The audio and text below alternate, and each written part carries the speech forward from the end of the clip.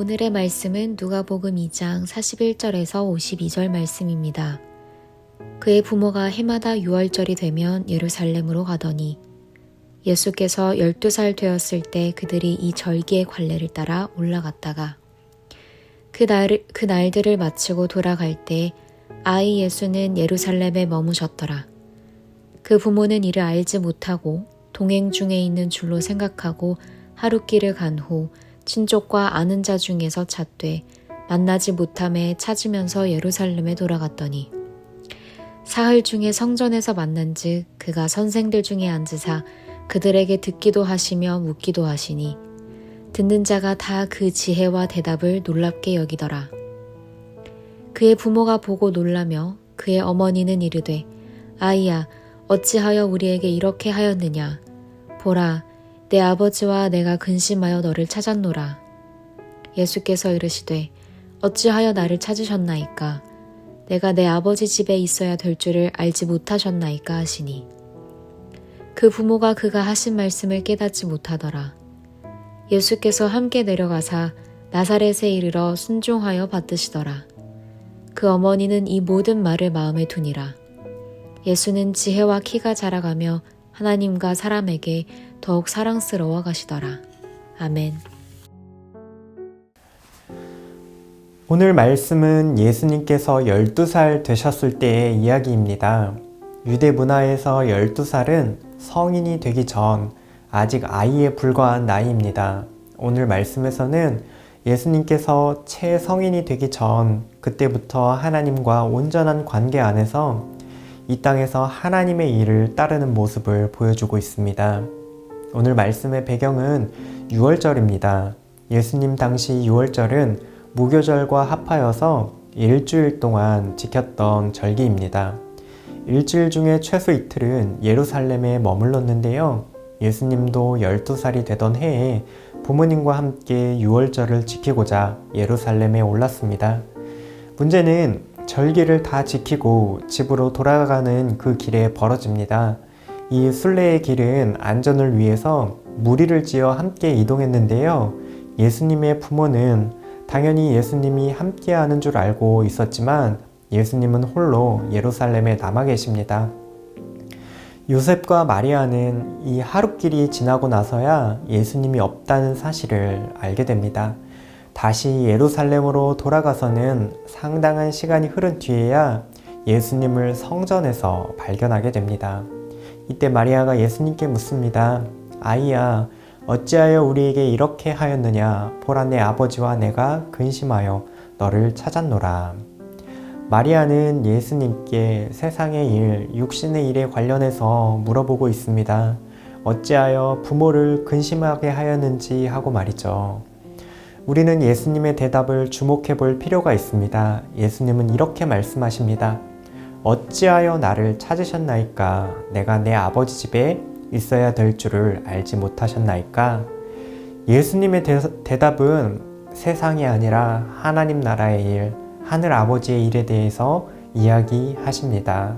우리가 이 대답 가운데 첫 번째 주목해 볼 것은 예수님께서 하나님을 아버지라고 부르는 모습입니다. 예수님 시대까지만 해도 유대인들 중에서 하나님을 나의 아버지라고 직접 부르는 사람은 없었습니다.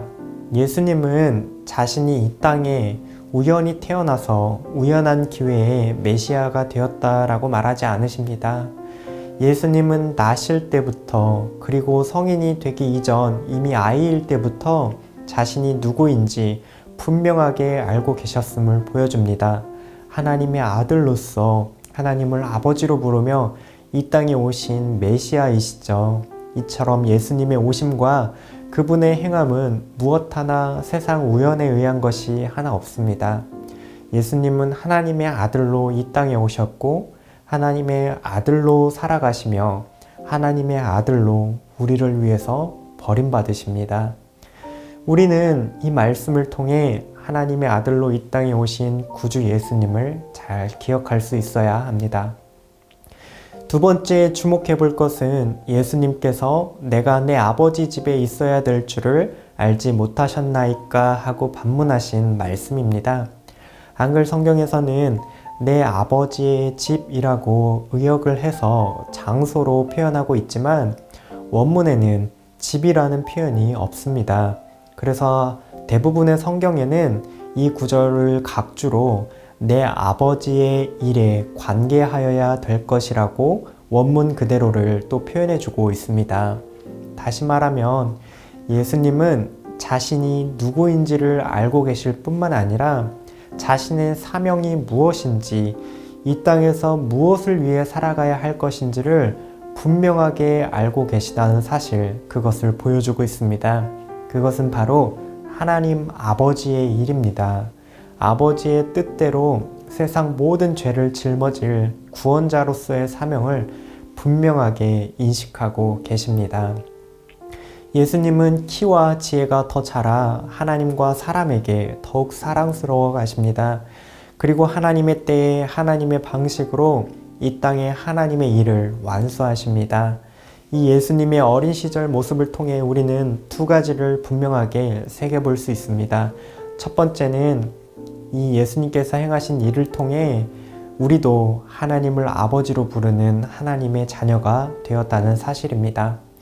우리는 이 땅에서 우연히 어쩌다가 태어난 존재가 아닙니다. 먼저 하나님을 아버지라고 부르신 예수님께서 자신의 핏값으로 우리를 사서 하나님의 자녀 삼아주셨습니다. 예수님을 통해서 우리는 이 땅에서도 하나님을 아버지로 부르는 그런 사랑받는 존재가 되었으며 하나님의 돌봄을 받는 하나님의 자녀입니다. 두 번째, 따라서 우리는 하나님의 일을 위해 살아가는 존재로 부름받았습니다. 하나님의 본체로서 하나님의 아들이신 예수님께서도 이 땅에서 자신의 일이 아니라 하나님의 일을 이루며 사셨습니다.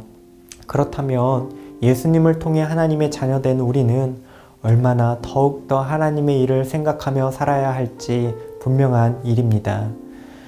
우리 자신의 유익과 세상의 일에 몰두하는 것에서 우리를 자녀 삼아 주신 하나님과 그 하나님 나라의 일을 생각하는 것으로 우리의 삶의 목적과 부르심을 늘 새롭게 가다듬어야 하겠습니다. 하나님의 자녀된 신분과 하나님의 일을 이루어가는 우리의 부르심을 기억하면서 함께 기도하겠습니다. 이 땅에 오신 하나님의 아들 예수님께서 우리를 위해 행하신 하나님의 일, 그 은혜와 사랑을 늘 깨닫게 하옵소서. 하나님을 아버지로 고백하며 자녀로 살아가고 우리도 하나님의 일을 행하며 살아가게 하옵소서. 오늘 하루도 하나님의 자녀로 하나님 나라 백성 되어 힘차게 살아가시길 소망합니다.